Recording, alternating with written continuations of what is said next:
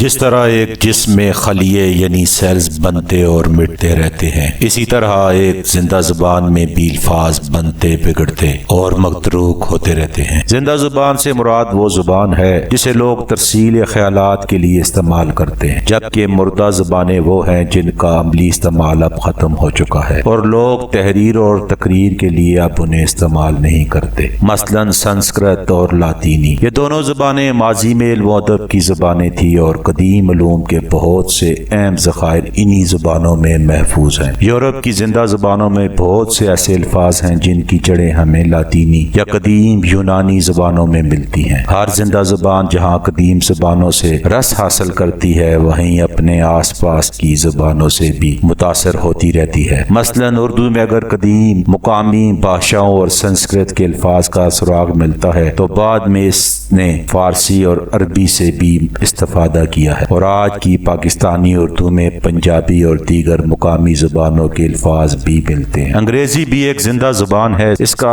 علمی اور ادبی ذخیرہ الفاظ اگرچہ یورپ کی کلاسیکی زبانوں سے آیا ہے، لیکن دنیا بھر پر انگریزوں کی حکومت کے باعث انگریزی کو دنیا کی مختلف زبانوں سے واسطہ پڑتا رہا اور یوں کئی زبانوں کے الفاظ انگریزی میں بھی شامل ہوئے۔ ہم نے آپ کو زندہ اور مردہ زبانوں کا فرق بتایا ہے۔ اگر ویڈیو پسند آئی ہو تو شیئر کیجئے، چینل کو سبسکرائب بھی کیجئے، اپنی رائے بھی دیجئے۔ اللہ پاک آپ کا، میرا، ہم سب کا حامی و ناصر ہو۔ والسلام۔